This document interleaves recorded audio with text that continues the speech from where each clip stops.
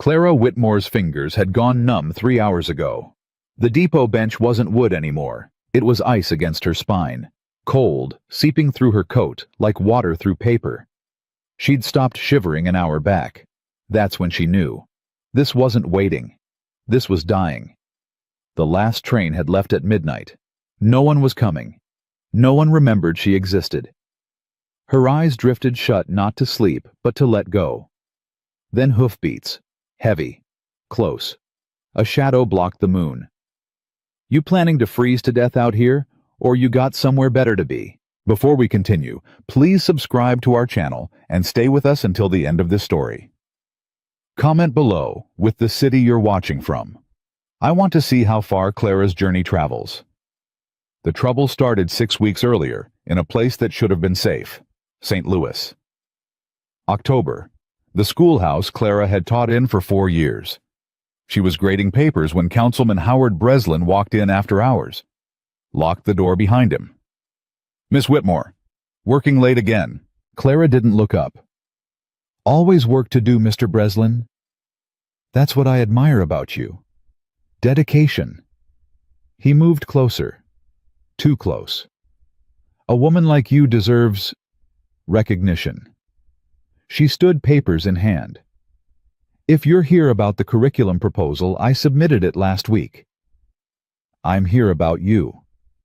His hand touched her wrist. A woman of your intelligence shouldn't be struggling on a teacher's wages. I could arrange something more comfortable. Clara pulled away.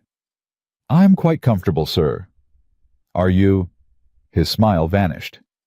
Because I could make you very uncomfortable. One word from me and you'll never teach again. Then you'll have to say that word, Mr. Breslin, because I won't be saying yes to you. She walked past him, unlocked the door herself, left him standing there. The next morning she was summoned to the school board. Breslin sat at the head table, didn't look at her. The chairman spoke instead. Miss Whitmore, allegations have been raised regarding improper conduct with a male student. Clara's blood went cold. That's a lie. Mr. Breslin witnessed concerning behavior, close physical proximity, inappropriate familiarity. I was helping Tommy Brennan with his arithmetic. His mother was in the room. Mrs. Brennan has recanted her statement, says she wasn't present that day. She's lying, or someone paid her to lie. The chairman's face hardened. These are serious accusations, Miss Whitmore, against a decorated councilman and a respectable mother. And I'm what, dispensable? You're dismissed, effective immediately. Clara looked at each face around that table. Men she'd known for years. Men whose children she'd taught. Not one met her eyes. She walked out with her head high and her future in ashes. By evening, the story had spread. Twisted, embellished. By the next morning, landlords wouldn't rent to her. Shopkeepers wouldn't serve her. Women she'd called friends crossed the street to avoid her. Breslin had won. Clara sold everything she owned to buy a train ticket west, answered an advertisement for a teaching position in a small Kansas town called Millbrook, sent her credentials ahead, got a response 3 days before departure, position filled. Do not come. She went anyway, had nowhere else to go. The train ride took 4 days. Every mile, Clara rewrote her past in her head, made herself smaller, quieter, unthreatening. Maybe in Millbrook no one would know. Maybe she could start clean. But when the train pulled into the Millbrook depot, the station master took one look at her letter of introduction and shook his head. You're Clara Whitmore. Yes, sir. Got a telegram about you, from St. Louis. Says you're not fit for teaching. That's not true. Don't matter what's true. Matters what people believe. You need to get back on that train. I have nowhere to go back to. Then you got a problem, lady, because you can't stay here. He walked away, left her standing on the platform with one suitcase and $17. The next train east wasn't until morning. Clara sat on the bench, watched families reunite, watched businessmen stride toward waiting carriages, watched the sun set and the temperature drop. By midnight, the platform was empty. By 1 a.m., she'd stopped feeling her feet. By 2, her thoughts had gone fuzzy. She didn't mean to fall asleep. But exhaustion doesn't ask permission.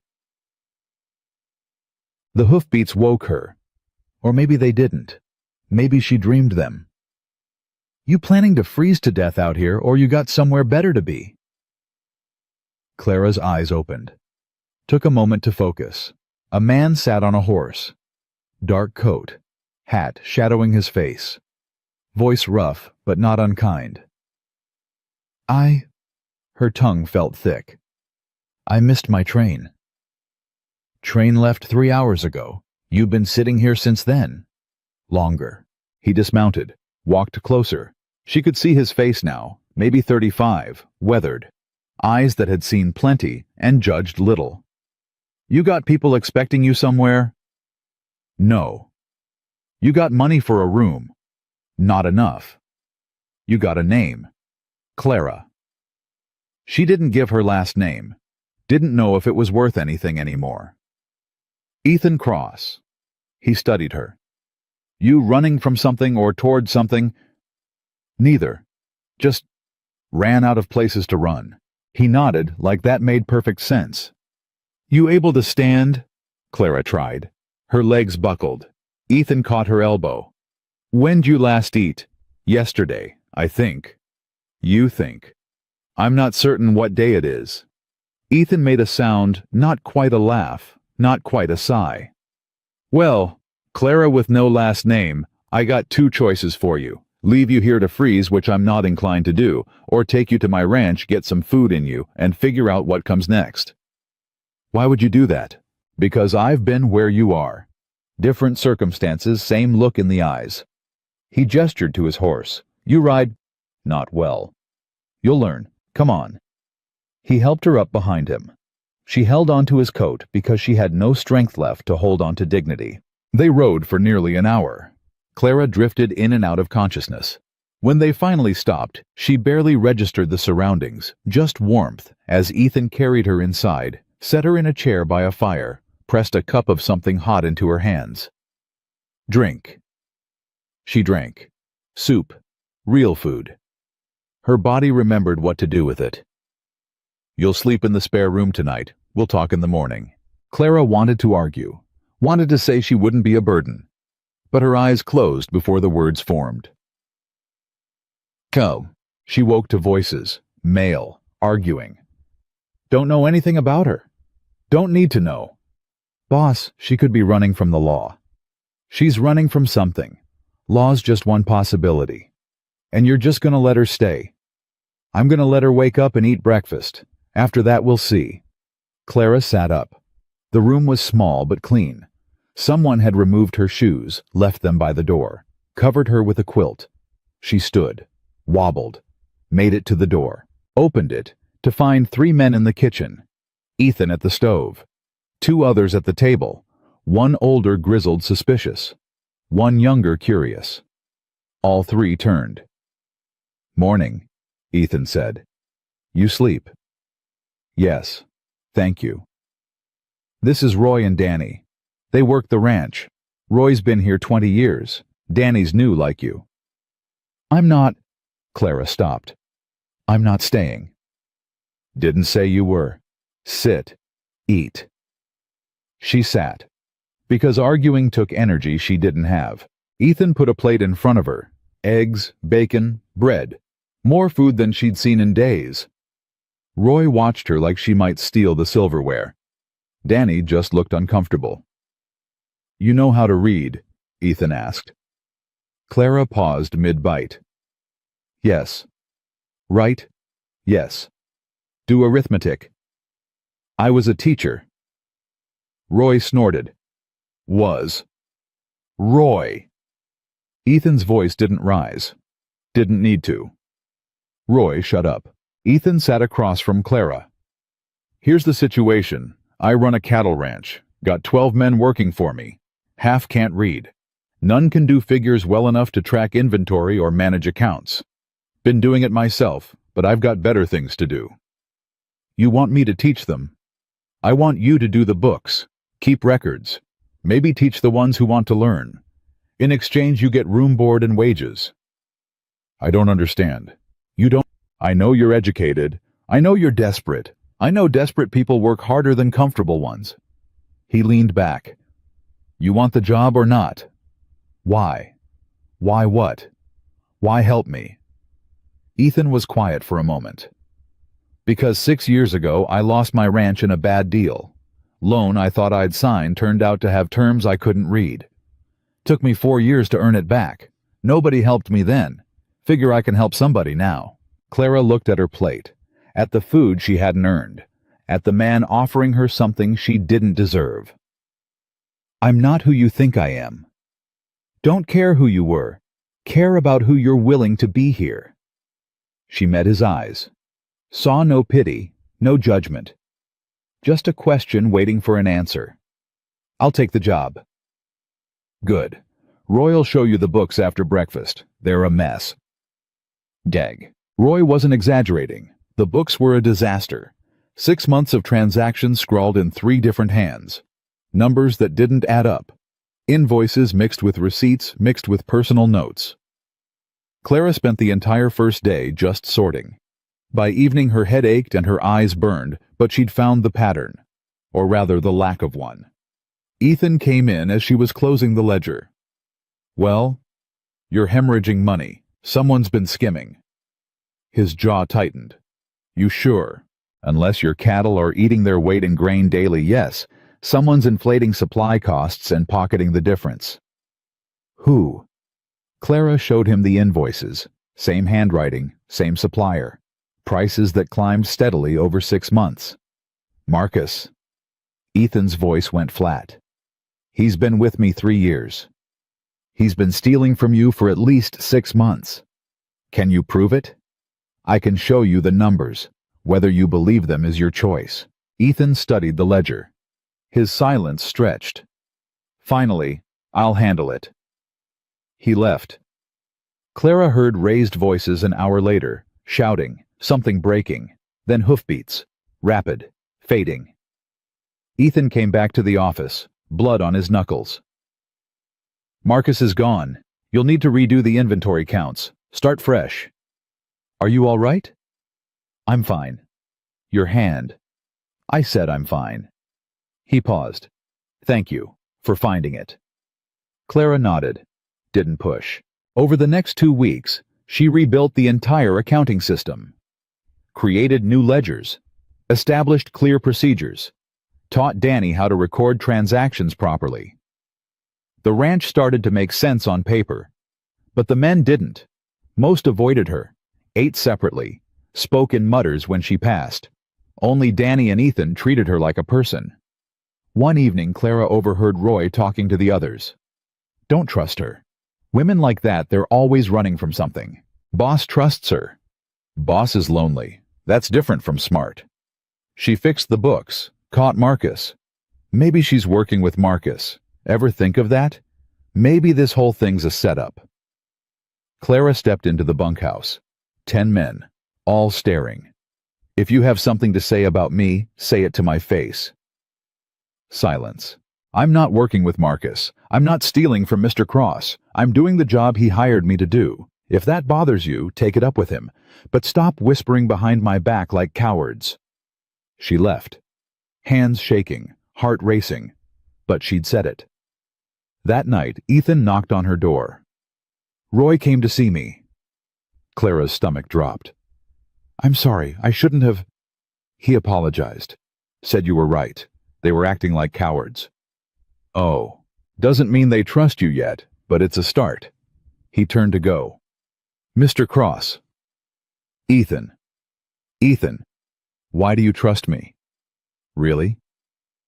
He looked back. Because trust isn't something you earn by being perfect. It's something you build by showing up every day and doing the work. You've done that. For 2 weeks. That's 14 days more than most people get before they quit or run. You're still here. That counts. 3 weeks in, Clara started noticing things beyond the books. The ranch hands who couldn't read. The supply orders written in pictures. The frustrated looks when someone asked for help with a letter home. She started small. Offered to write a letter for Danny. Then another for Roy. Then one evening she found a grammar book in Ethan's office and left it on the bunkhouse table. The next morning it was gone. The morning after that, she found Danny reading it, hiding it when she walked in. "It's all right," she said. "Keep it." "I don't need—" "Everyone needs to read Danny. There's no shame in learning. The others will. The others can join you, if they want." Word spread. Not quickly, not easily. But 2 weeks later, 3 men asked if she'd teach them to read. Then 5, then 8. Clara set up evening lessons in the barn, an hour each night. Basic reading, writing, arithmetic. Ethan watched from the doorway sometimes, never interrupted, never commented, until one night he joined the class, sat in the back, listened. Afterward, when the others had left, "You're good at this." "It's what I was trained to do." "No. Training teaches you the material. This is something else. You make them feel like they're not stupid for not knowing. They're not stupid. They were never given the chance." Ethan nodded. "Why'd you stop teaching?" "Before—" Clara tensed. "It's complicated. Most things worth talking about are—" She could have lied, could have deflected. But she was tired of carrying it alone. "A man made advances. I refused. He destroyed my reputation to punish me. Made it so I couldn't teach anywhere." Ethan's expression didn't change. "This man have a name. It doesn't matter. He has power. I don't. Power's just what people agree to give someone. Take away the agreement, power goes with it. That's not how the world works." "Maybe not, but it's how it should work." He stood to leave, paused at the door. "Clara, thank you for teaching them. They won't say it, but it matters." "You're welcome." After he left, Clara sat alone in the barn. For the first time in months, she didn't feel invisible. She felt seen. 4 weeks became 6. 6 became 8. Clara established routines, managed the books, taught evening classes, started helping with correspondence for neighboring ranches, extra income for Ethan, extra work for her. She learned the rhythms of the ranch, the early mornings, the long days, the bone-tired evenings. She learned the men, too. Roy's gruff exterior hiding deep loyalty. Danny's quick mind and quicker smile. The others slowly warming, slowly trusting. And Ethan, quiet, steady, present without hovering. He never pushed, never pried. But he noticed things. Noticed when she skipped meals, left food outside her door. Noticed when she worked too late, turned off the lamps himself. Noticed when she flinched at loud voices, kept his own voice level. She didn't know what to do with that kind of attention, the kind that didn't want anything back. One evening in early December, Clara finished the quarterly accounts. Everything balanced, everything clean. She found Ethan in the stable brushing down his horse. "The books are done. We're profitable, by a decent margin." He looked up. "That's good news." "It's more than good. You could hire another hand, expand the herd." "Could?" "You should." "Maybe." He went back to brushing. "You planning to stay?" The question caught her off guard. "I haven't thought about it. Might want to. Winter's coming. Roads'll be hard to travel soon." "Is that an invitation or a warning?" "Both." Clara watched him work. Methodical, patient, the horse leaning into his touch. "Can I ask you something?" "Go ahead." "Why did you really bring me here that first night?" Ethan was quiet for a long time. Finally, "My sister. She got in trouble with a man in town. Powerful man. When she refused him, he spread lies. She couldn't find work, couldn't show her face. One winter night she walked into a blizzard and didn't come back." Clara's breath caught. "I'm so sorry." Found her 3 days later. Frozen. I was 15, couldn't stop it, couldn't save her. He looked at Clara. "But I could save you, so I did." "I'm not your sister." "No, you're not.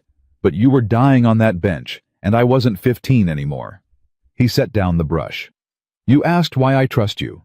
Truth is, I don't trust easy, trust action. You've worked hard, helped these men, haven't asked for more than you've given. That's enough for me. Clara felt something crack open in her chest, something she'd kept locked since St. Louis. Thank you. For that night. For all of this. You've earned it. Have I? Yes. That single word. Absolute. Unshakable. Clara believed him. The first snow came in mid-December. Light. Pretty. The second snow came 2 days later. Heavy. Brutal. The ranch hunkered down. Work shifted indoors. Men mended equipment. Clara caught up on paperwork. Danny caught a cold that turned into something worse.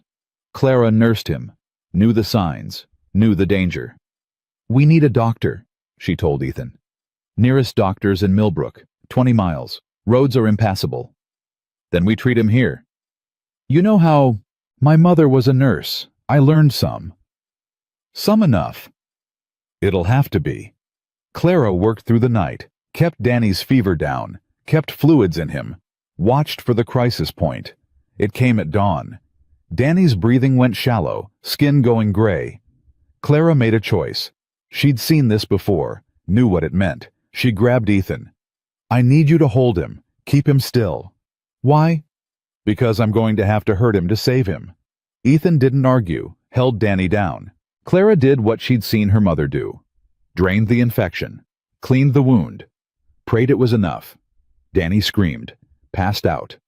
Clara kept working. By afternoon the fever broke. By evening Danny was breathing easier. By the next morning he was asking for food. Roy found Clara in the kitchen staring at cold coffee. You saved him. I got lucky. Luck's what you call it when you don't want credit. He sat. I was wrong about you. We all were. You were protecting Ethan. I understand that. He's protecting you too. You know that, right? From what? From whatever you're running from. He won't ask, won't push, but he knows. And he's making sure nobody else asks either. Clara's throat tightened. Why would he do that? Because that's who he is. Finds broken things and fixes them without making them feel broken. Roy stood. Don't waste it, Clara. Whatever chance you got here, don't waste it. He left her sitting there, thinking about chances, about being seen, about trust earned one hard day at a time, and about the fact that somewhere 600 miles away, Howard Breslin still had power, still had influence, still had her name attached to lies. Clara had run far enough to breathe, but not far enough to be free. Not yet. That freedom came with a price she didn't know she'd have to pay. Christmas week arrived cold and quiet. The ranch settled into a rhythm that felt almost like peace. Clara taught reading every evening now. 12 men crowded into the barn stumbling through McGuffey readers like children. She didn't mind. Watching Roy sound out 3-letter words with the same concentration he gave to breaking horses made something warm bloom in her chest. Ethan joined most nights. Sat in the back. Never asked questions, but listened to every answer. On Christmas Eve, the men pooled money for a small celebration. Nothing fancy. Roy shot a turkey. Danny made terrible cornbread. Someone produced a bottle of whiskey that got passed around the fire. Clara stayed in her room. Celebrations felt dangerous. Made her visible. A knock at her door. You planning to hide all night? Ethan's voice. She opened the door. I'm not hiding. You're not celebrating either. I don't celebrate well. Because of him, the man who destroyed your reputation. Clara's breath caught. How did you talk in your sleep sometimes. Names, accusations. Ethan's expression didn't change. Walls are thin. Shame flooded her. I'm sorry. For what? Having nightmares about the man who ruined your life. He stepped back. Come eat turkey. Let the men thank you for teaching them. Then you can go back to hiding if you want. He walked away before she could argue. Clara followed. Because he was right. And because hiding was exhausting. The men cheered when she entered the barn. Actually cheered. Danny handed her a plate. You sit. We serve tonight. That's not necessary. It is. Roy's gruff voice. You've given us something nobody else bothered to. Least we can do is give you Christmas. Clara sat. Let them fuss. Let herself feel part of something. Ethan caught her eye across the fire. Nodded once. She nodded back. Later, after the men had drifted to bunks and beds, Clara helped clean up. Ethan worked beside her, silent, easy. Thank you, she said finally, for making me come out. You did that yourself. I just opened the door. You do that a lot. Open doors. Someone did it for me once. Figure I should pass it on. Clara wanted to ask who, wanted to ask 1,000 things, but the moment felt fragile, like speaking might break it. So she stayed quiet. Washed dishes next to a man who'd saved her life without asking for anything in return. And felt for the first time in months something close to happy. That feeling lasted 3 days. On December 28th, a writer came from Millbrook, young, nervous, asking for Ethan. Clara was in the office when Ethan brought him in. This is Tom Wheeler, works at the Millbrook Telegraph office. Tom twisted his hat. Mr. Cross, I got a message yesterday, for you, about... His eyes flicked to Clara. Maybe I should... Say it, Ethan said. Whatever it is. Tom pulled out a folded paper. Telegram from St. Louis. From a councilman, Howard Breslin. Says he's tracking a fugitive. Woman named Clara Whitmore. Last known heading west. Says she's wanted for fraud and theft. Says there's a $50 reward for information leading to her arrest. The room tilted. Clara grabbed the desk edge. That's not true. I know, Ethan said. She looked at him. How? Because I know you, and I know men like Breslin. He turned to Tom. Who else saw this telegram? Just me and the station master. But Mr. Cross, the station master's brother, is the sheriff. He'll have to... How much for your silence? Tom blinked. Sir. How much to keep your mouth shut about this telegram until I say otherwise? I can't. Ethan pulled out money. $50, same as the reward. You never saw this telegram. You never rode out here. Understand? Tom stared at the money, at Clara, back at the money. She steal from you? No. Hurt anybody? No. Then why's a councilman hunting her? Because she said no to him, and men like Breslin don't handle rejection well. Tom took the money. I never saw this telegram, but Mr. Cross, the station master, already knows. If he tells the sheriff, how long do I have? Day, maybe 2 if the roads stay bad. That'll do. Ethan handed him another $10. For your trouble, and your discretion. Tom left. Clara couldn't breathe. I have to leave. Now. Before what?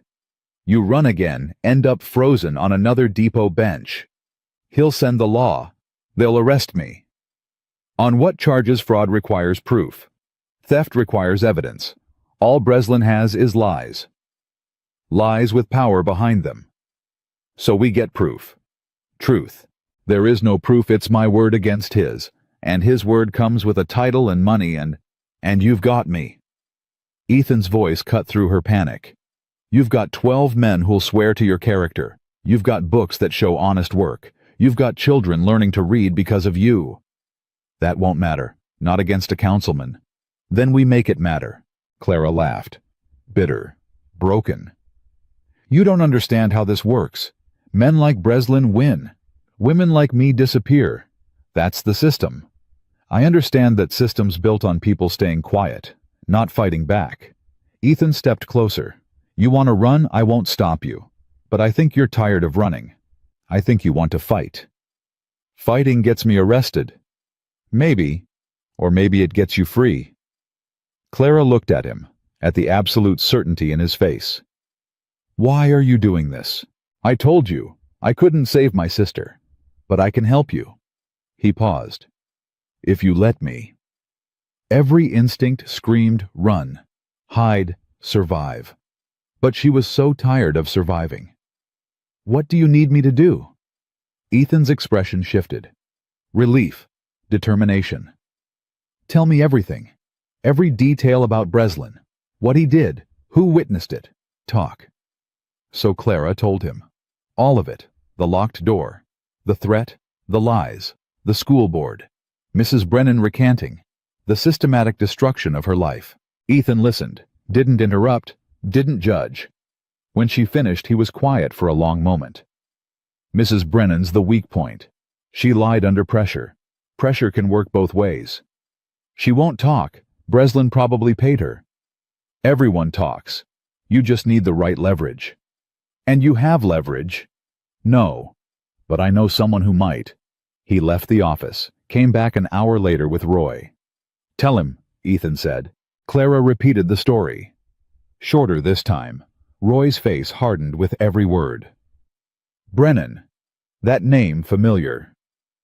Should it be? Had a ranch hand 2 years back. Sean Brennan. Good kid. Got in trouble with debt. Left sudden-like. His mother was a widow. Struggled. Clara's pulse quickened. Tommy Brennan. That was her son. The student Breslin claimed I behaved inappropriately with. Roy nodded slowly. If Breslin paid her to lie, she might have used that money to clear her son's debt. Might have saved him. And she might feel guilty about it, Ethan added. Guilty people talk. If we can find her, make her understand what her lie cost Clara. She's in St. Louis, 600 miles away. Then we send someone to St. Louis. Who? Ethan looked at Roy. Roy sighed. I'm too old for this. You're the only one I trust to get it done. What exactly am I getting done? Finding Mrs. Brennan. Getting her to admit the truth. In writing. And if she won't, convince her. Ethan, Clara started. I'm not talking about threats. I'm talking about the truth. Her son's alive because of money she got from lying about you. Maybe she doesn't sleep well knowing that. Maybe she wants to make it right.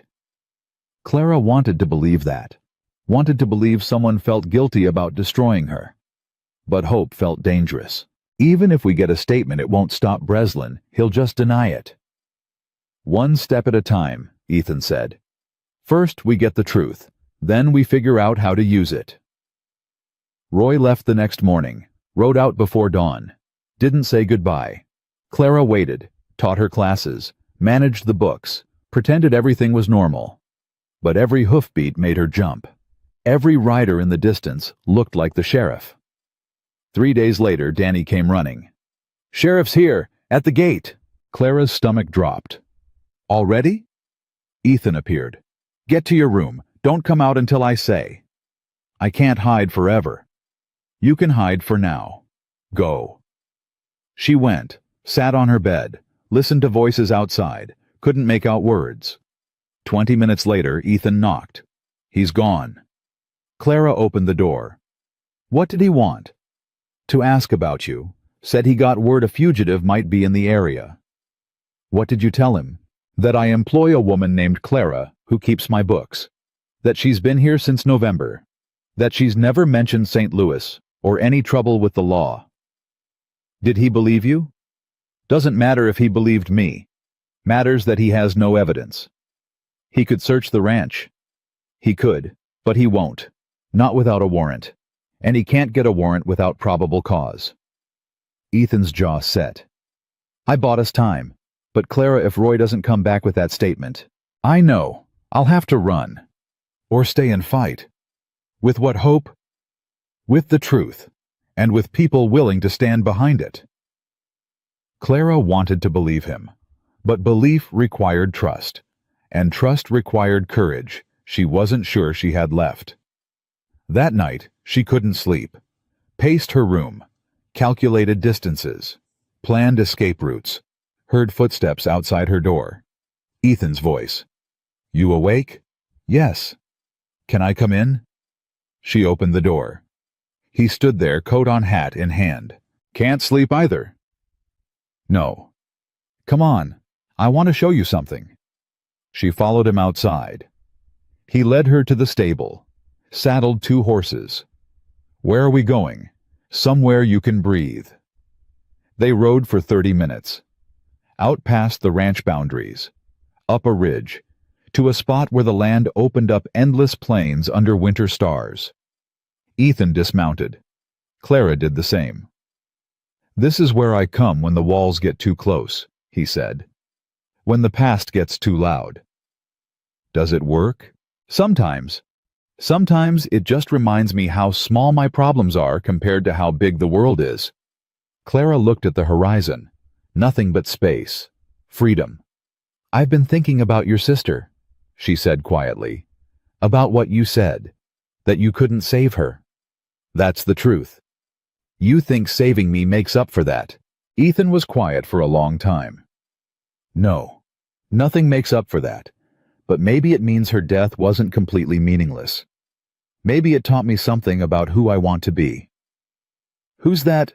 "Someone who doesn't look away when people are hurting. Someone who acts instead of hoping someone else will." He turned to her. "You asked why I brought you here that night.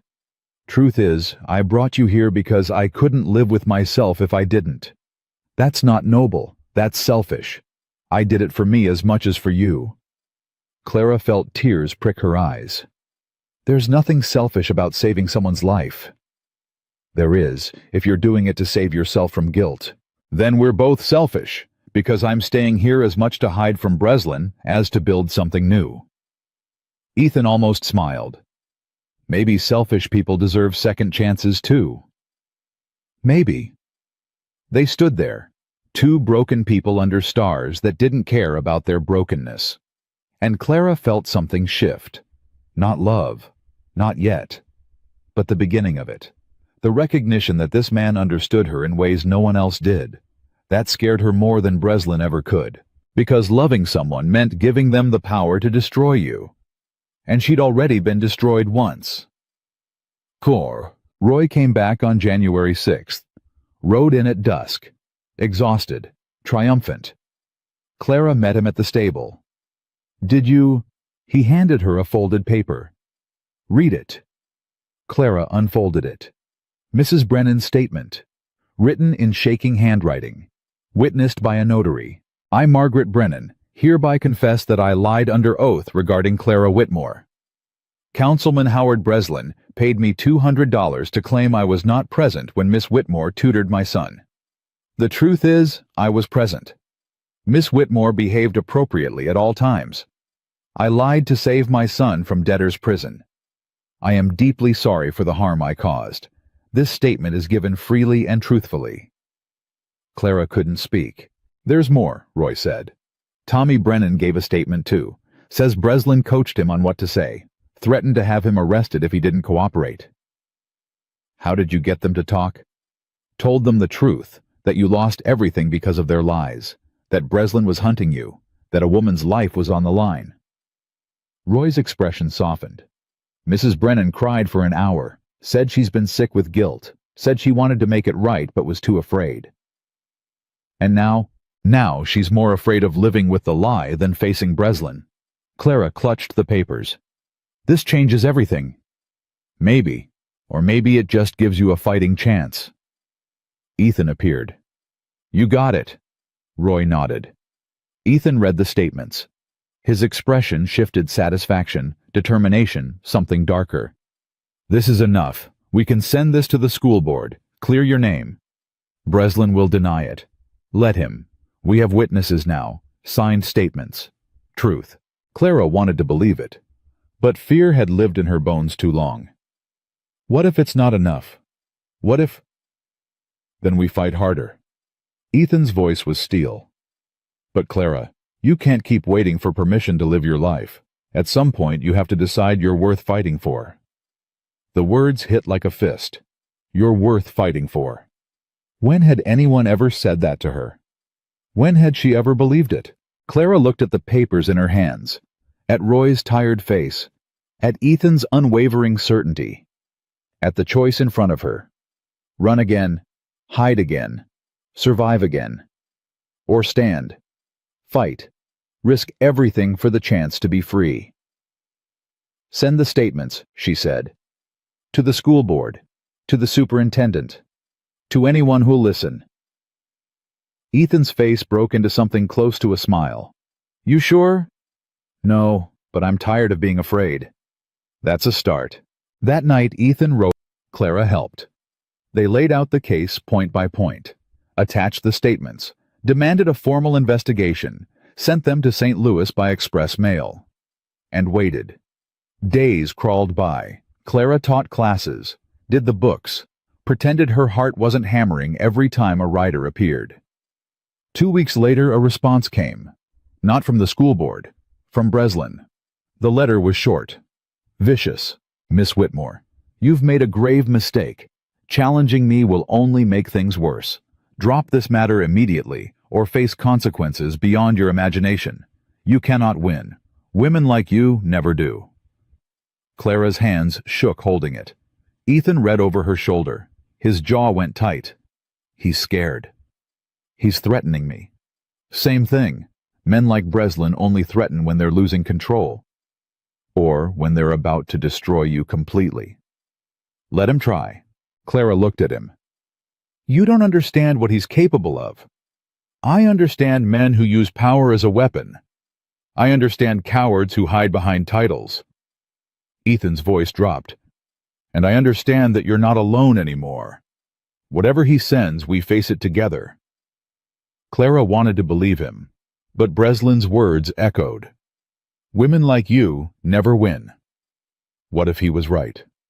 What if he was right? The question haunted Clara for 3 days. Then Breslin proved he wasn't bluffing. A federal marshal arrived on January 23rd, rode up with official papers and a face carved from granite. Asked for Clara Whitmore by name. Ethan met him at the gate. Clara watched from the office window, heart in her throat. You have business with Miss Whitmore. The marshal pulled out a document. Warrant for her arrest. Fraud. Impersonating a certified teacher. Theft of wages under false pretenses. On whose authority? Councilman Howard Breslin of St. Louis. He's filed formal charges. I'm authorized to transport her back for trial.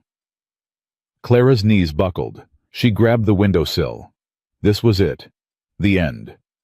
But Ethan didn't move aside. You have evidence supporting these charges. I have a warrant. That's evidence enough. Not in my book. You show me proof she committed a crime, I'll hand her over myself. But I won't let you arrest someone based on one man's word. The marshal's expression hardened. You're interfering with federal business. I'm protecting my employee from false accusations. There's a difference. Step aside, Mr. Cross. No. The word hung in the air. Absolute. Immovable.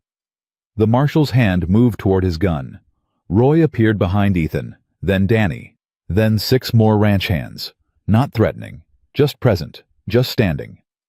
The marshal looked at them, at Ethan, back at his warrant. I can come back with more men. You can.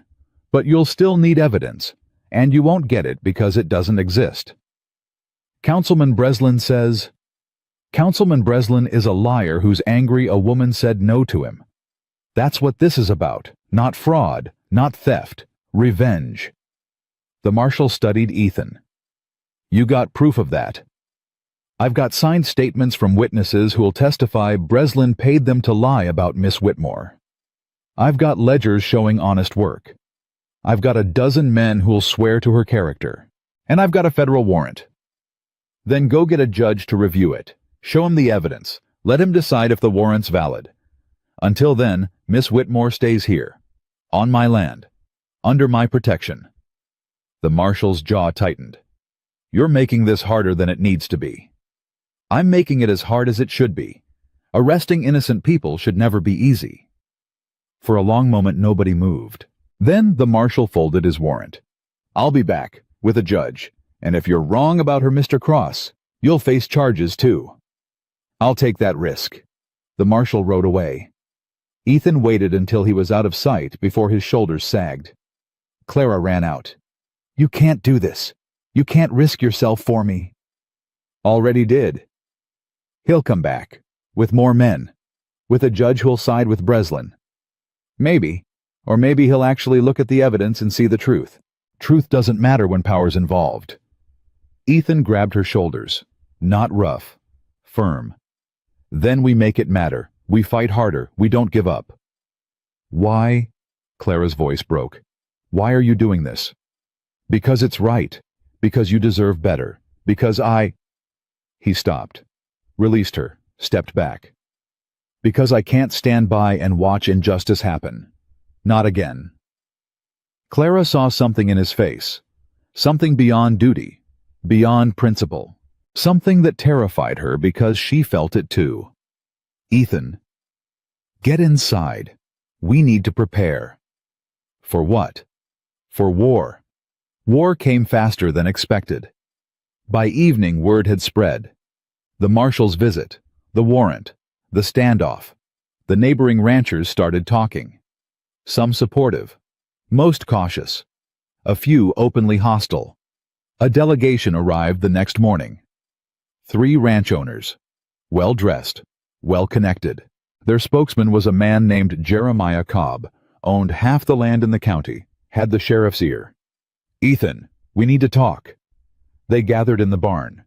Clara stayed in the house but heard everything through the thin walls. You're harboring a fugitive, Cobb said. That's a problem for all of us. I'm protecting an innocent woman from false charges. You don't know she's innocent. I know her. That's enough. It's not enough for us.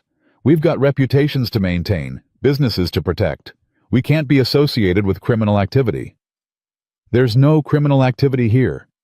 A federal marshal disagrees. A federal marshal has a piece of paper from a corrupt councilman. That's not the same as evidence. Another rancher spoke.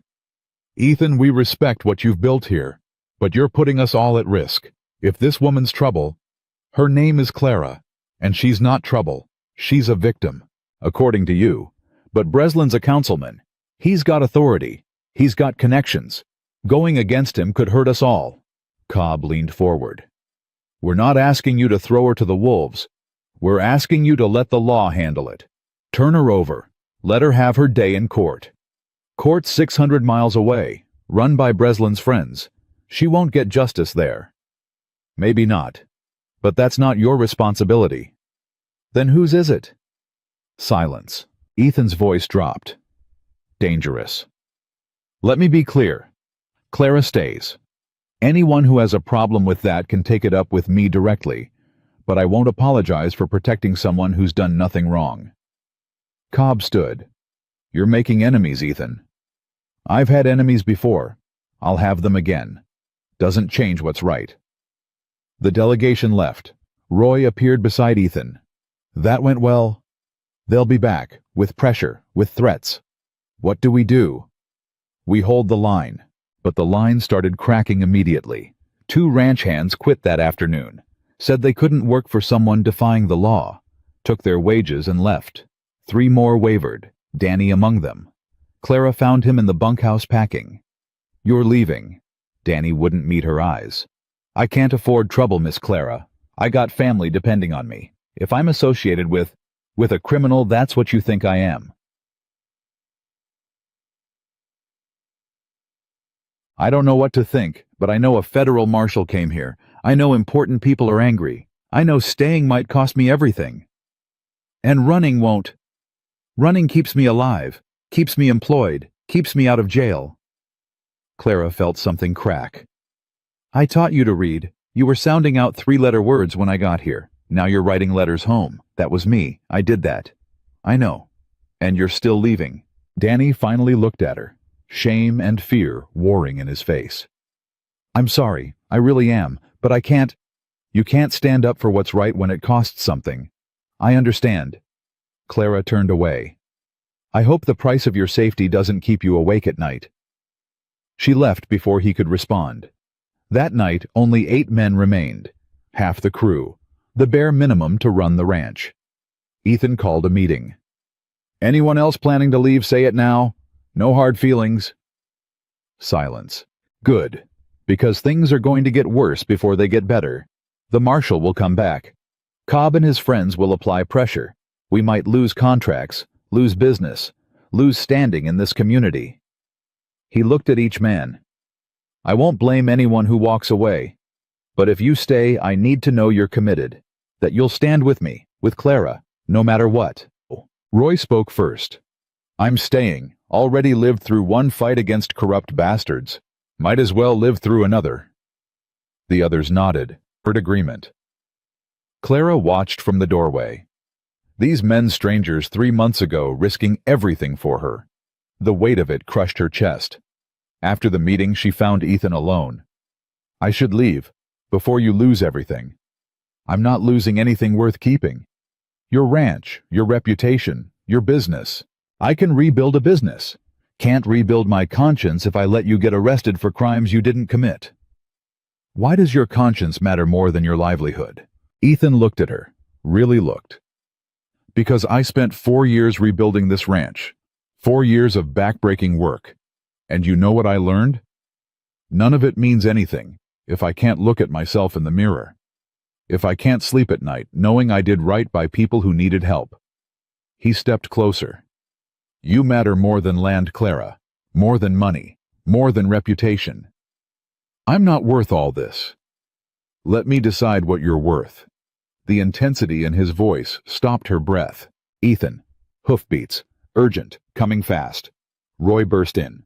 Boss, fire. At the Mackenzie place. Their barn's burning. Get the men. We ride now. They rode hard. Reached the Mackenzie ranch in 30 minutes. Flames already consuming the barn. Family and neighbors fighting the blaze with buckets. Ethan's men joined immediately. Clara helped carry water. Worked until her arms screamed and her lungs burned. They saved the livestock. Lost the barn. As dawn broke, Mrs. Mackenzie approached Clara, older woman, weathered, exhausted. Thank you for helping. Of course. I heard about your trouble with the marshal. Clara tensed. Yes. My husband thinks you're trouble. Thinks Ethan's a fool for protecting you. And you. Mrs. Mackenzie looked at the smoldering ruins. I think anyone who helps fight fires in the middle of the night isn't trouble. I think Mr. Cross is a better judge of character than my husband. She paused. For what it's worth, I don't believe you're a criminal. Thank you. Don't thank me yet. Believing something and standing up for it are different things. Most folks around here won't risk themselves for you, even if they think you're innocent. I understand. Do you? Because staying here means facing that. Facing people who'll judge you, shun you, hurt Mr. Cross because of you. I know. And you're staying anyway. Clara thought about running, about the depot bench, about freezing alone in the dark, about Ethan's certainty, Roy's loyalty, the men who stayed. I'm staying. Mrs. Mackenzie nodded. Then God help you both. They rode back at noon, exhausted, filthy, quiet. At the ranch a boy waited, maybe 12, thin, scared. Mr. Cross, my sister's sick, real sick. My pa sent me to find help. Where's your pa? Working Mr. Cobb's cattle drive. Won't be back for 2 weeks. Your mother? Dead. 3 years now. The boy's voice cracked. It's just me and Sarah's burning up. Won't wake up proper. I don't know what to do. Ethan looked at Clara. She knew what he was asking. Where do you live? She asked the boy. 5 miles south, near the creek. I'll get my supplies. Clara, Ethan started. A child is sick. We're going. If the marshal comes back, then he comes back. But I won't let a little girl die because I'm scared. Ethan's expression shifted. Pride, fear, something deeper. I'm coming with you. They rode south. The boy led them to a shack that barely qualified as a house. Inside, a girl lay on a cot, maybe 8, soaked with sweat, breathing shallow. Clara knelt beside her, felt her forehead, checked her pulse, lifted her eyelids. How long has she been like this? 2 days. Started with a cough, got worse fast. Clara examined her carefully, recognized the symptoms, knew what it was. Pneumonia. Advanced. Dangerous. We need to get her fever down, keep fluids in her, monitor her breathing. She looked at Ethan. This will take days, maybe a week. You can't stay here that long. The marshal. I know the risks. Clara. She'll die without help. You know she will. Ethan looked at the girl. at the boy's desperate face, at Clara's determined expression. "Then I'm staying too." "You can't. The ranch? Roy can handle it. I'm not leaving you alone out here." For 3 days they worked in shifts.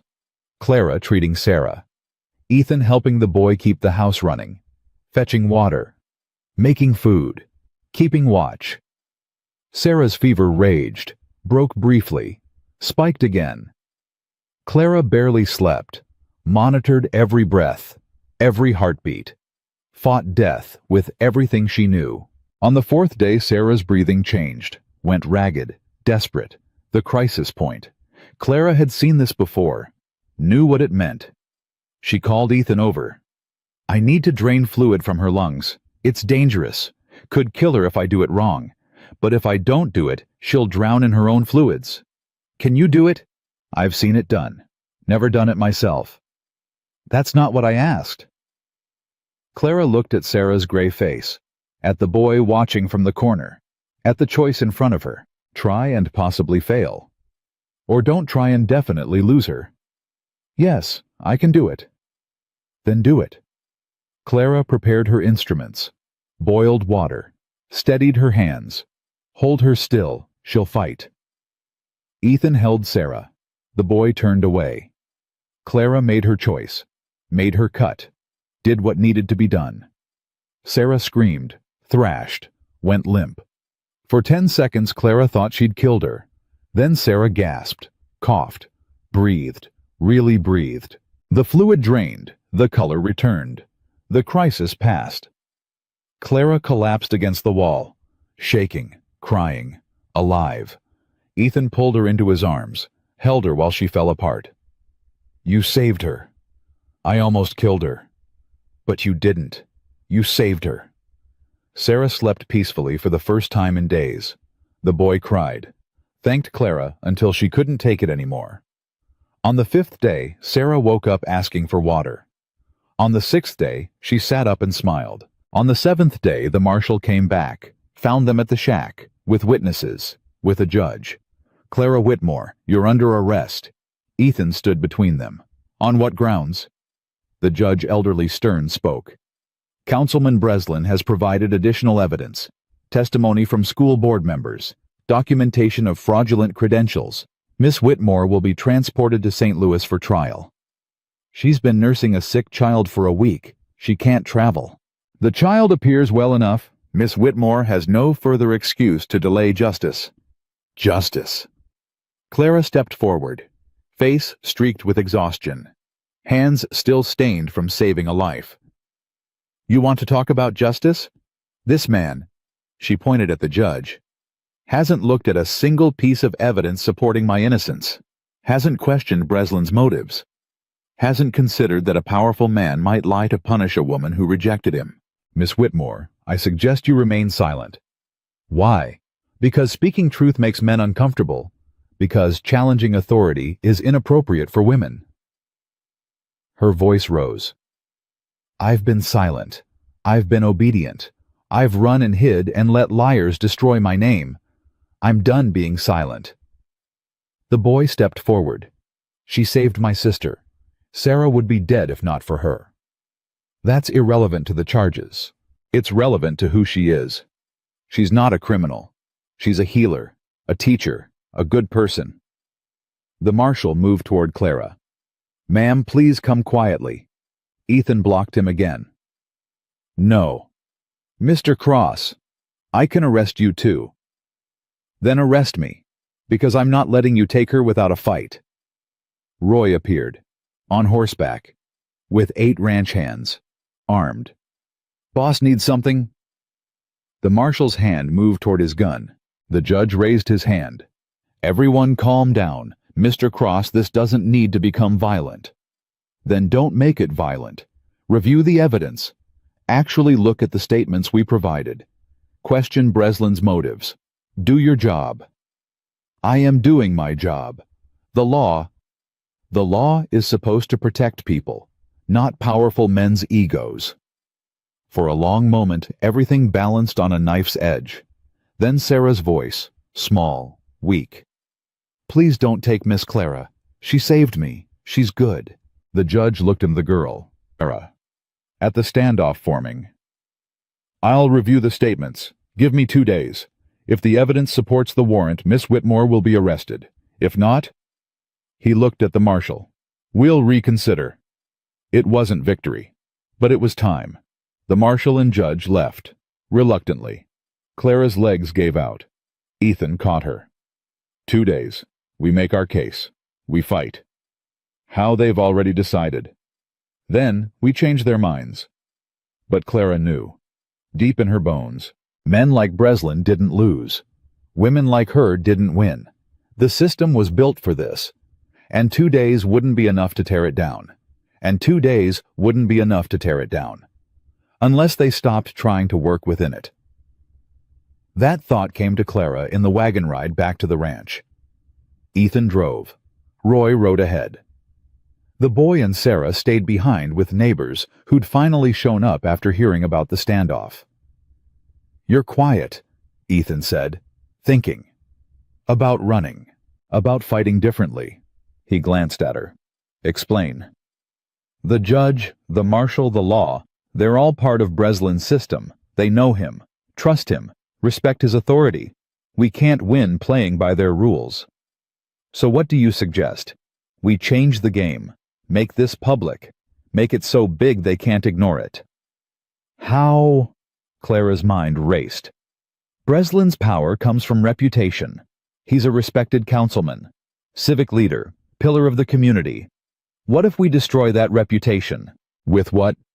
The statements we have prove he lied, but proving it to a judge is different from proving it to the public. Then we don't prove it to a judge. We prove it to everyone else, the newspapers, the town, the voters who put him in office. Ethan pulled the wagon to a stop, turned to face her. You want to go to war with a councilman in the press, huh? I want to make him defend himself publicly, force him to explain why he's hunting a schoolteacher 600 miles away. Make people ask questions. That's dangerous. Everything's dangerous now. At least this way we fight on our terms. Ethan studied her. You've changed. What do you mean? 3 months ago, you were ready to freeze to death on a bench rather than fight. Now you want to take on a councilman in the court of public opinion. 3 months ago, I had nothing to fight for. Now I do. Something passed between them. Unspoken. Electric. Roy's voice broke the moment. Boss, company coming. A rider approached. Not the marshal. Someone else. Older. Distinguished. Riding an expensive horse. The man stopped beside the wagon, tipped his hat to Clara. Miss Whitmore, I'm Judge Marcus Caldwell, from Kansas City. Clara's stomach tightened. Another judge. Not here to arrest you, here to help. Ethan's hand moved near his rifle. Help how? Caldwell dismounted. I received correspondence from a Mrs. Margaret Brennan. She sent me copies of the statements she gave regarding Councilman Breslin's conduct, asked me to investigate. Why would she contact you? Because 20 years ago, I ruled against Breslin in a land dispute case. He's hated me ever since. Mrs. Brennan thought I might be receptive to evidence of his corruption. He pulled out papers. She was right. Clara couldn't breathe. You believe her. I believe the evidence, signed statements, notarized confessions, a clear pattern of abuse of power. He looked at Clara. I also made inquiries in St. Louis, found 3 other women who claim Breslin destroyed their reputations after they rejected his advances. None would testify publicly, they're too afraid, but privately they confirmed the pattern. Why are you telling us this? Because the judge reviewing your case, Judge Hartman, is Breslin's brother-in-law. He'll rule against you no matter what evidence you present. The world tilted. Then we've already lost, Clara whispered. Not necessarily. Hartman has jurisdiction here, but I have jurisdiction in Kansas City. If you agree to relocate their file charges against Breslin in my court, I can guarantee you a fair hearing. Relocate, Ethan said.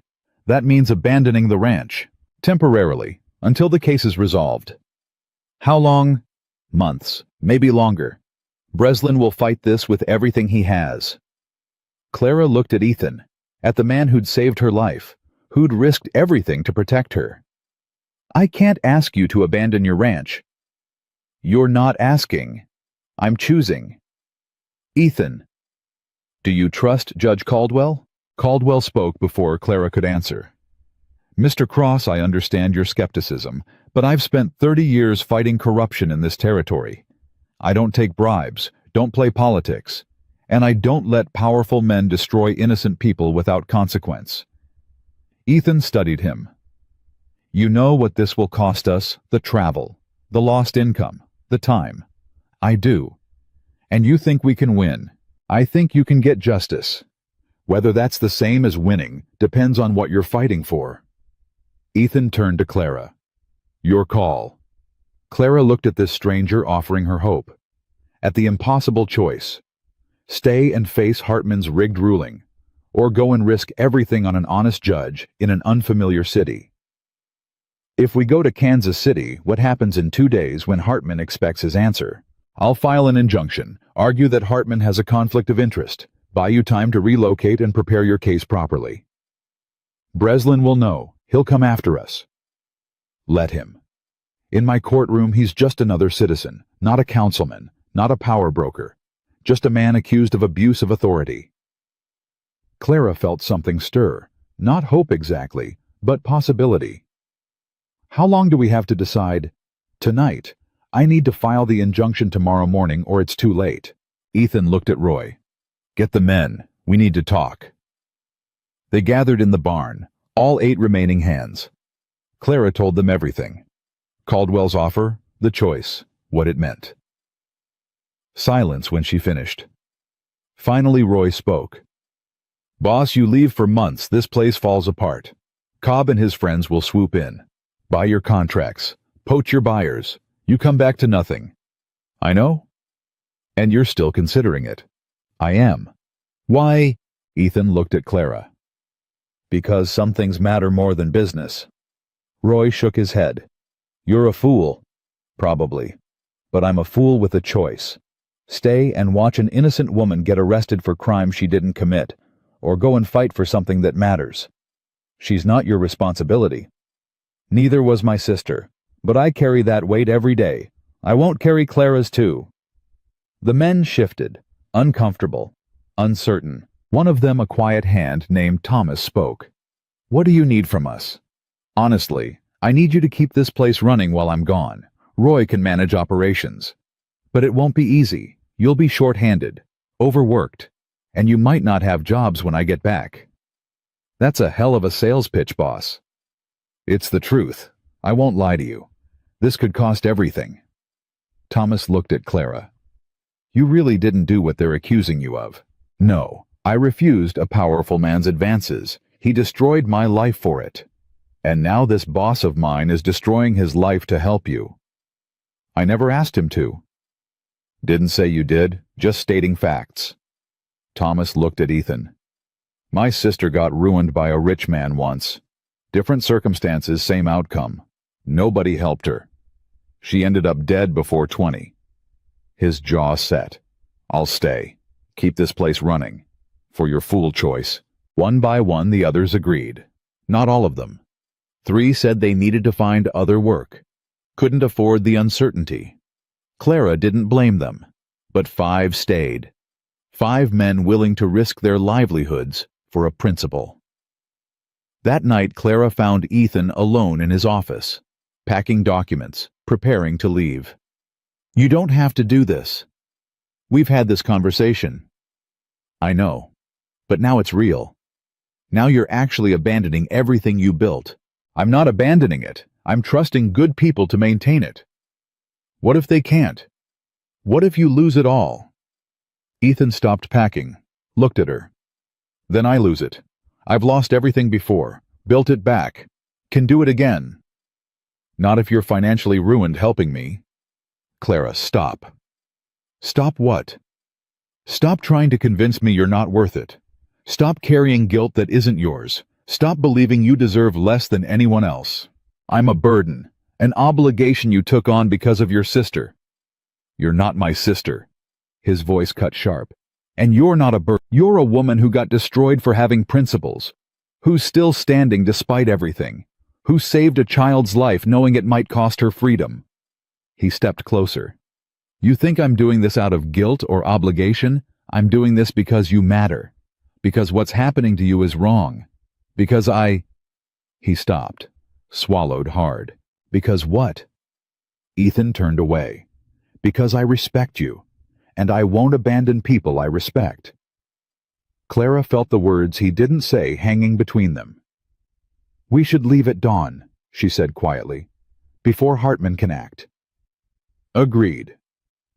They worked through the night, packing, planning, preparing for a journey that might end in victory or complete ruin. At dawn, Judge Caldwell returned. Decision. We're coming, Ethan said. Good, we ride fast. Stay ahead of news. With luck, we'll reach Kansas City before Breslin knows you've left. They rode out at sunrise. Clara on horseback now Ethan had taught her. Roy stayed behind to manage the ranch. The others waved them off. 3 days of hard riding. Stopping only to rest the horses. Sleeping rough. Pushing forward. On the second day, they passed through a small town, bought supplies, heard news. Councilman Breslin had arrived in Millbrook, was demanding Clara's immediate arrest, was offering a $100 reward now. He's escalating, Caldwell said. Means he's worried. Or determined, Clara said. Same thing with men like him. They rode harder, reached Kansas City on the third night. Exhausted, filthy, alive. Caldwell took them to a boarding house, secured rooms, gave them space to breathe. Clara collapsed on her bed, stared at the ceiling, tried to process that she'd just crossed 300 miles in 3 days, that she was in a city she'd never seen, that her fate rested with a judge she'd known for 72 hours. A knock at her door. Ethan. You alive? Barely. Same. Caldwell wants to meet tomorrow. Prep for the hearing. When's the hearing? Week from now. He's expediting it. A week to prepare against a man who's had months to build his case. We have truth on our side. Breslin has power. Power's not absolute. Clara sat up. Isn't it? Every time I've faced power, I've lost. The school board, the town, the law. Power wins. Truth just makes you feel noble while you lose. Ethan sat beside her. My sister believed that. Believed power was absolute. Believed fighting was pointless. So she walked into a blizzard and gave up. Maybe she was right. No, she was broken. There's a difference. You're not broken, Clara. Bent, maybe. Exhausted, definitely. But not broken. How do you know? Because broken people don't save children, don't teach reading to ranch hands, don't stand up to federal marshals. He met her eyes. Broken people don't fight. You're still fighting. Clara felt tears burn. What if I lose? Then you lose knowing you fought. That's more than most people can say. Is that enough? It was enough for my sister. In her last letter, the one I found after she died, she wrote that she wished she'd fought. Wished she'd stood up, wished she'd believed she was worth saving. His voice cracked. I can't give her that chance, but I can give it to you. Clara reached for his hand, held it, felt the calluses, the strength, the steadiness. Thank you, for everything. Don't thank me yet. We haven't won. We haven't lost either. Something shifted in his expression. No, we haven't. They sat there. 2 survivors holding on to hope by their fingernails. The week passed in a blur. Meetings with Caldwell, reviewing evidence, preparing testimony, rehearsing answers. Caldwell was thorough, relentless. Pushed Clara to remember every detail, every interaction with Breslin, every witness, every lie. He'll attack your character, Caldwell warned. Call you a liar, a seductress. Claim you invited his attention, then cried victim. I know. You need to stay calm. Don't get defensive. Don't get emotional. Just tell the truth clearly and simply. What if the truth isn't enough? Then we make it enough. We have Mrs. Brennan's statement, Tommy's testimony, your employment records showing honest work, character witnesses from the ranch. He leaned forward. But Clara, you need to understand something. This isn't just about proving Breslin lied. It's about proving the system failed you. That's a harder fight. Why? Because admitting the system failed means admitting everyone who worked within it, judges, school boards, law enforcement, failed too. People don't like admitting that. Easier to blame the victim than the system. So I'm still the problem. In their eyes, yes. Our job is to change their eyes. The day before the hearing, Clara couldn't sleep. Paced her room, replayed every possible question, every attack, every outcome. A knock at midnight. Ethan. Again. Can't sleep either. No. Want company? She let him in. They sat by the window, watched the city sleep. What if we lose tomorrow? She asked. Then we appeal, fight in a higher court. And if we lose there, then we keep fighting until we win or run out of courts. That could take years. I've got years. Clara looked at him. Why are you really doing this? And don't say respect. Don't say obligation. Tell me the truth. Ethan was quiet for a long time. Because watching you fight made me remember what it feels like to stand for something. Because you're the bravest person I've ever met. Because... He stopped. Started again. Because somewhere along the way protecting you stopped being about my sister and started being about you. Clara's breath caught. Ethan, I'm not asking for anything, not expecting anything. Just want you to know that whatever happens tomorrow, you're not alone. You've never been alone, not since that depot bench. Tears spilled. Clara didn't stop them. I'm scared. I know. What if I freeze up there? What if I can't speak? What if... Then I'll speak. Caldwell will speak. The evidence will speak. But Clara, you won't freeze. You didn't freeze when the marshal came. Didn't freeze when you saved Sarah. Didn't freeze when you faced down a town that wanted you gone. You're not going to freeze now. You sound certain. I am. I've watched you for 4 months. Seen you survive things that would break most people. Tomorrow's just one more thing to survive. And if surviving isn't enough, then we make it enough. Morning came too fast. The courthouse was smaller than Clara expected. Plain, functional, filled with people she didn't know, and one she did. Howard Breslin sat at the prosecutor's table. Expensive suit, confident smile, eyes that tracked Clara like a predator watching prey. She almost ran. Ethan's hand on her back. Breathe. He's here. Good. Means he's worried. He looks confident. He's performing. Don't let him intimidate you. Judge Caldwell entered, called the court to order. The hearing began. Breslin's lawyer spoke first. Painted Clara as a manipulative woman who'd fabricated accusations to avoid consequences for fraud. Called her credentials questionable, her character suspect, her motives malicious. Miss Whitmore preyed on Mr. Breslin's kindness. When he offered legitimate professional assistance, she twisted his words, made false accusations, destroyed his reputation with lies. Clara's hands shook. Then came Breslin's testimony, smooth, practiced, believable. I only tried to help Miss Whitmore. She was struggling financially. I offered to connect her with better-paying positions. She misconstrued my intentions.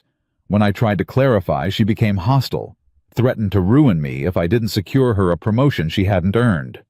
Lies. All lies. But he told them well. Caldwell cross-examined. Mr. Breslin, why did you lock the door when you met with Miss Whitmore? I didn't. Her account says you did. Her account is false. Mrs. Brennan testified you paid her to lie about witnessing inappropriate behavior. Mrs. Brennan is mistaken. I donated to her family during a difficult time. She's confused financial assistance with bribery. Convenient confusion. Objection. Counsel is editorializing. Back and forth, thrust and parry. Breslin never wavered. Never. Then it was Clara's turn. She stood, walked to the witness stand, felt every eye on her. Caldwell asked her to tell her story. From the beginning. She did. Slowly. Clearly. Every detail. The locked door. The threat. The accusations. The systematic destruction of her life. Breslin's lawyer attacked immediately. Miss Whitmore, isn't it true you were fired for incompetence? No. The school board says otherwise. The school board believed lies told by your client. Or they believed the truth, and you're lying now. I'm not lying. Can you prove that? Can he prove I am? He's a respected councilman. You're an unemployed teacher with a history of dishonesty. I have no history of dishonesty. I have a history of refusing powerful men. That's your narrative. Doesn't make it true. Clara felt control slipping. Mrs. Brennan confessed. Tommy Brennan confessed. 2 witnesses who initially lied have now told the truth. 2 witnesses who may have been coerced by Mr. Cross, a man who clearly has inappropriate feelings for you. Ethan stood. Objection. Mr. Cross, sit down or I'll have you removed, the judge said. Breslin's lawyer smiled. Isn't it true, Miss Whitmore, that you've been living at Mr. Cross's ranch in close quarters, unchaperoned? I've been working for Mr. Cross, legitimately. Working. Is that what you call it? Objection? Caldwell's voice rang out. Counsel is attacking the witness's character without evidence. Sustained. Move on. But the damage was done. The implication hung in the air. The hearing dragged on for hours. More testimony. More evidence. More attacks. By the end, Clara felt flayed open, exposed, raw. Caldwell presented the written statements, the employment records, character witnesses from the ranch hands who'd made the journey to testify. Breslin's lawyer dismissed it all. Paid associates defending their employer's questionable relationship. When it finally ended, Judge Caldwell adjourned to consider. I'll have a ruling tomorrow. 24 more hours of waiting. That night, Clara couldn't stop shaking. Ethan found her in the courthouse garden, sitting alone in the dark. You did well in there. I fell apart. You told the truth. That's all you could do. It wasn't enough. You saw them. They didn't believe me. Some did. Not enough. Ethan sat beside her. Whatever happens tomorrow, you fought. That matters. Does it? If I lose, Breslin wins. The system wins. Nothing changes. You change. You stood up. That's not nothing. Clara looked at him, at the man who'd risked everything for her. If I lose tomorrow, I'm going to prison. For months. Maybe years. While the case appeals. Then I'll wait. For what? For you. The simplicity of it broke her. Why would you do that? Ethan reached for her hand. Because I love you. The words hung in the night air. Clara couldn't breathe. You can't. Too late. You barely know me. I know you fought harder than anyone I've ever met. I know you're kind and brave and stubborn. I know you saved a child knowing it might cost you everything. I know I want to stand beside you, whatever happens, however long it takes. I might go to prison. Then I'll visit. I might lose everything. So might I. Doesn't change how I feel. Clara felt something crack open in her chest. All the fear, all the pain, all the hope she'd been too afraid to feel.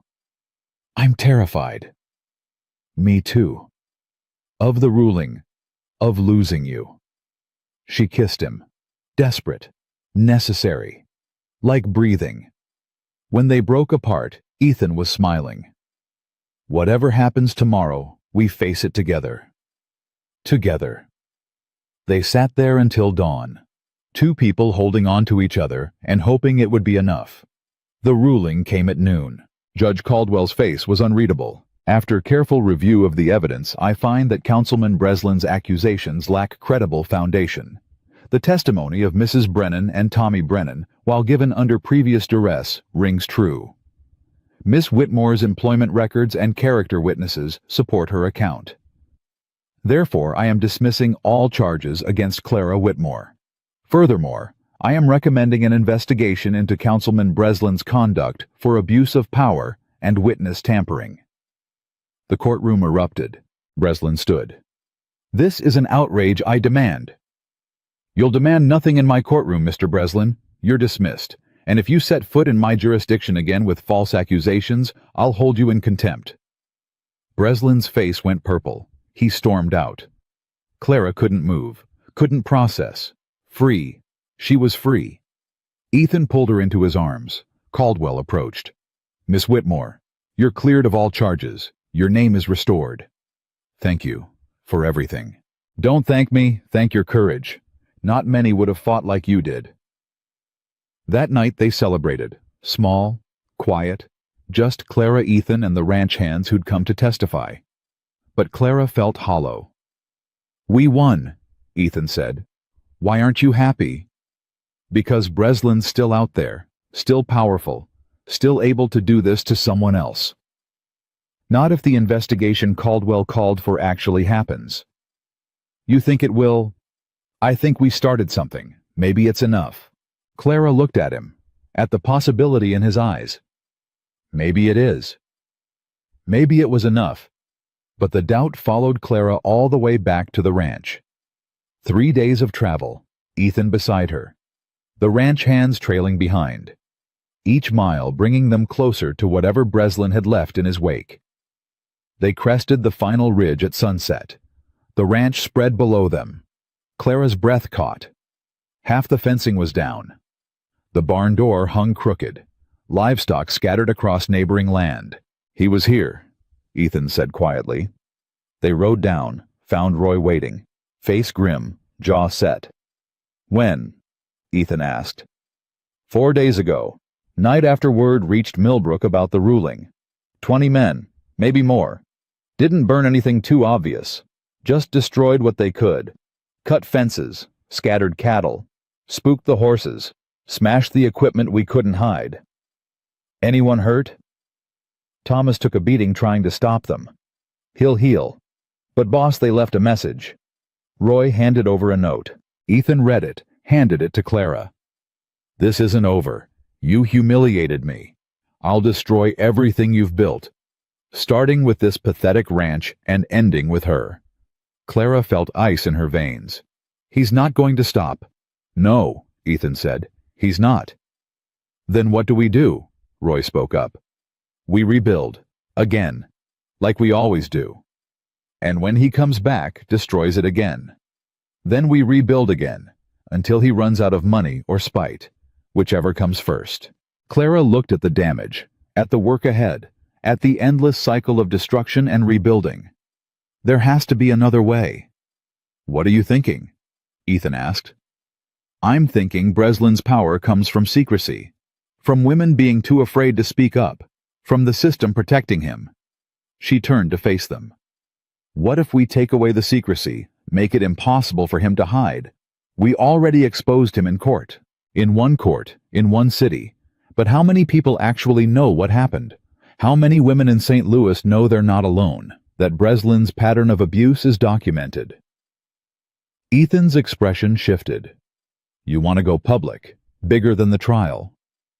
I want to make sure every woman he ever threatened knows she can fight back, that there's proof, that she's believed. Roy shook his head. That's dangerous. Breslin still has friends, still has influence. So we build more influence. We find every woman he hurt, give them a voice, create a record so complete that ignoring it means being complicit. And how do you plan to do that from a ranch in Kansas? Clara was quiet for a moment. Then, we start here. Build something that can't be destroyed by one man's spite. Something that proves women's voices matter. Like what? A school, a real one. Not just evening lessons in a barn. A proper school where women can learn, where girls can get educated, where no one gets turned away because some powerful man decided their trouble. Ethan studied her. That takes money, resources, time. I have time. We can find resources. And money. She paused. Judge Caldwell said Breslin might face fines for abuse of power. If he does, that money could go toward restitution for his victims, toward building something better. That's a long shot. So was winning the trial. We did that anyway. Ethan almost smiled. You've changed. You keep saying that. Because it keeps being true. 4 months ago you were ready to disappear. Now you want to build a school and take down a corrupt councilman's entire legacy. 4 months ago I thought I was alone. I'm not anymore. The words hung between them, weighted. True. Roy cleared his throat. So we're rebuilding the ranch and building a school, while dodging Breslin's revenge. This plan just keeps getting better. You have a better one? Clara asked. No, but I'm too old for this much optimism. They worked through the night, mending fences, rounding up cattle, assessing damage. By dawn they had a rough inventory, bad, but not catastrophic. We can recover from this, Ethan said. It'll take months, but we can do it. Clara looked at the broken barn door, at the men working to fix it, at the possibility of something more. I want to write to Mrs. Brennan. Ask if she knows other women Breslin targeted. Get their stories. Build a case that's bigger than just me. You think she'll help? She already helped once. Maybe she's ready to help again. That afternoon, Clara wrote the letter. Sent it express. Waited. 2 weeks later, a response came. Not from Mrs. Brennan. From 3 women. 3 separate letters. 3 different stories. All the same pattern. Advances. Refusals. Threats. Systematic destruction. One woman lost her job as a seamstress. Another lost her home. A third lost custody of her children. All because they said no to Howard Breslin. Clara read the letters with shaking hands. We need to send these to Judge Caldwell. We should. But Clara, these women didn't testify before. They might not be willing now. Then we ask. We give them the choice. But they deserve to know they're not alone. Over the next month, Clara corresponded with all 3 women. Slowly. Carefully. Building trust. One agreed to testify. Then another. Then the third. By March 6, women had come forward. All with documented evidence. All willing to speak. Judge Caldwell filed for a formal investigation. Not just into the original charges. Into a pattern of abuse spanning 15 years. The St. Louis newspapers picked up the story. Suddenly, Clara wasn't just a school teacher fighting false charges. She was the catalyst for exposing systemic corruption. Breslin fought back. Published editorials calling the women liars. Called it a conspiracy. Demanded the investigation be dropped. But the evidence kept mounting. Payoffs to witnesses. Falsified documents. Threats made through intermediaries. The web unraveled. In April, the city council suspended Breslin pending the investigation's outcome. In May, 3 more women came forward. By June, Breslin resigned. Quietly. Without fanfare. But the damage to his reputation was complete. Clara watched it happen from the ranch. Rebuilding. Teaching. Planning. The school took shape slowly. Started with a single room. Clara teaching reading and arithmetic to ranch workers' children. Then neighboring families started asking. Then families from town. By summer, 15 students filled the converted barn. By fall, 30. Ethan built a proper schoolhouse. 1 room. Simple, but sturdy. With desks and books and a chalkboard Clara ordered from Kansas City. On the first day of the fall term, Clara stood in front of 23 students, boys and girls. Ranch hands' children and merchants' daughters, poor and wealthy, all together. My name is Miss Whitmore. I'm going to teach you to read, write, and think for yourselves. No one will be turned away from this classroom. No one will be told they're not worthy of education. And if anyone ever tells you that knowledge makes you dangerous, she smiled. Believe them, because it does. The students stared at her. One girl, maybe 14, raised her hand. Miss Whitmore, Is it true you fought a councilman in court and won? Clara thought about lying, about deflecting, about being modest. Instead, yes, it's true, and I'll teach you how to fight too, with words, with evidence, with the truth. Word spread. About the teacher who'd beaten a corrupt councilman. About the school that welcomed everyone. About the ranch that had become something more. Applications came from neighboring towns, from families who'd heard the story, from girls who'd been told they didn't need education. Clara hired 2 more teachers, women who'd lost positions elsewhere, women who understood what it meant to fight for their place. By winter, 60 students attended Clara's school. The town that had wanted her arrested now sent her students. Not everyone approved. Cobb and his friends grumbled, called it inappropriate, dangerous, radical. But they couldn't deny the results. Students who could read, write, do mathematics, think critically. Their children were learning. That mattered more than pride. In December, a year after Clara had nearly frozen on a depot bench, the school held its first graduation. 5 students, all girls, all moving on to higher education. Clara watched them accept their certificates with tears in her eyes. "You did this," Ethan said beside her. "We did this." "No, you had the vision. I just built the walls." "The walls matter. Not as much as what happens inside them."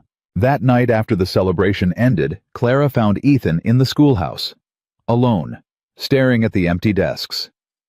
"What are you thinking?" she asked. "About my sister. About what she could have been if someone had given her a chance like this." Clara moved beside him. "You gave me that chance. Maybe that's her legacy. Maybe she lives through what we've built here. Maybe." He turned to her. "Clara, I need to ask you something." "All right. We've been building this together for a year. The school, the ranch, this life. But I've never asked what you want long term. If you want to stay. If I want you." "Yes." Clara looked at this man who'd saved her life, who'd fought beside her, who'd believed in her when no one else did. "I want you. I want this life. I want to keep building something that matters. Then marry me." The words weren't flowery, weren't poetic, just honest. Yes. They married in January. Small ceremony. Judge Caldwell officiated. The students attended. The ranch hands celebrated. Mrs. Mackenzie, who'd helped fight the fire a year ago, brought a cake. Said it was about time someone made an honest man of Ethan Cross. Roy gave a toast. "To the boss who's a fool and the woman who makes his foolishness worthwhile." Clara laughed, cried, felt whole for the first time in years. But the work wasn't done. In March, Judge Caldwell sent word.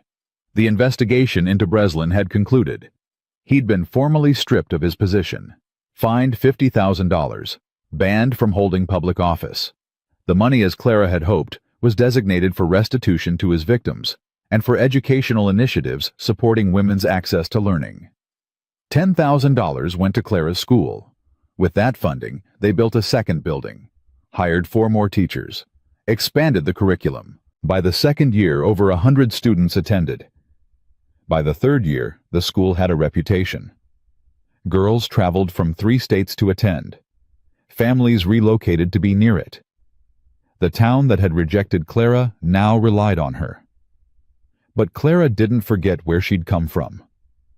Every semester, she reserved spots for women who'd lost positions elsewhere, women who'd been labeled troublemakers, women who'd said no to powerful men. She gave them what someone had given her. A chance. Not charity, not pity. A chance to prove their worth, to rebuild, to matter. In the 4th year, Clara hired a young teacher named Rebecca. Fired from a position in Denver after refusing a supervisor's advances. On her first day, Rebecca stood in Clara's office, terrified. "What if I'm not good enough? What if I fail again?"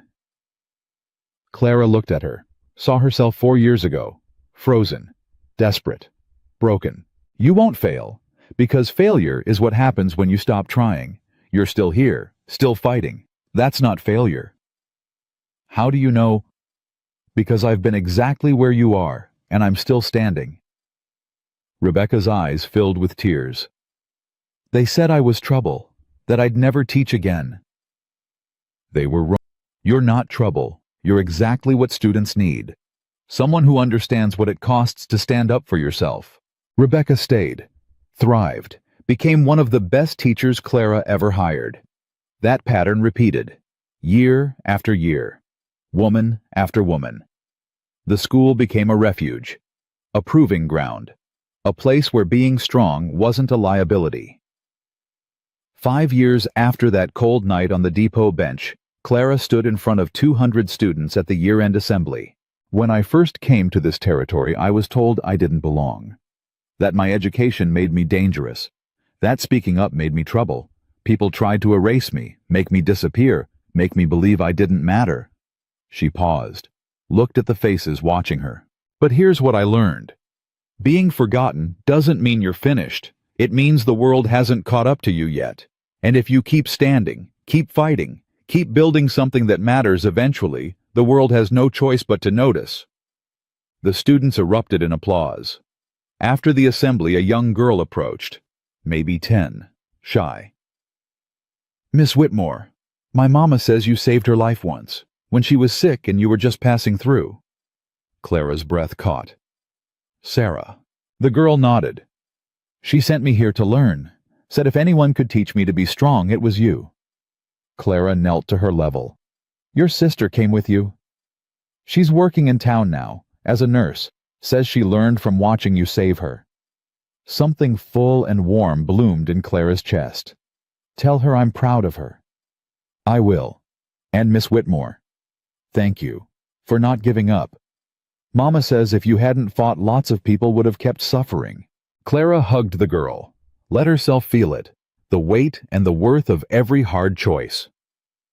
That evening, she and Ethan sat on the porch of their home, watching the sun set over land they'd fought to keep, over a school they'd built from nothing, over a life they'd created together. You thinking about Breslin? Ethan asked. No, I'm thinking about all the women who came after, the ones who didn't have to fight alone because we fought first. That's a legacy. It's a beginning. Ethan reached for her hand. What's next? More students, more teachers. Maybe expand to other territories. You want to build an empire of schools. I want to build a world where girls don't get erased for having voices, where saying no doesn't destroy your life, where women with knowledge aren't dangerous, they're necessary. That's ambitious. I learned from the best. She looked at him. A man who risked everything on a stranger because it was right, who believed in fighting even when winning seemed impossible. I had a good teacher too, a woman who refused to stay defeated, who turned pain into purpose, who proved that one person standing up can change everything. They sat there, two people who'd found each other in the dark, who'd built light together. Do you ever regret it? Clara asked. Taking me in that night, everything that came after? Never, not once. Even when you lost contracts, when people called you a fool. Especially then, because being right mattered more than being popular. And you, he squeezed her hand. You were worth every risk, every cost, every fight. Clara felt tears prick. I love you. I love you too. Years later, when people asked Clara about that night on the depot bench, about how she'd survived, how she'd fought, how she'd won, she always gave the same answer. I didn't win alone. I won because someone saw me when I was invisible. Because people stood beside me when standing was dangerous. Because I learned that being forgotten is only permanent if you accept it. And then she'd smile. The kind of smile that carried victory and scars and unshakable certainty. The world tried to erase me. I refused to disappear. And that refusal, that choice to keep standing, keep fighting, keep mattering changed everything. Not just for me. For everyone who came after. Because once you prove that one woman can't be silenced, you prove that no woman can be. That's not just survival. That's revolution. And revolution doesn't end. It builds. She built her school. She built her life. She built a legacy that outlasted every man who tried to destroy her. And in the end, Clara Whitmore proved what she'd always known, but had to fight to claim being forgotten. Doesn't mean you don't matter. It just means your story isn't finished yet.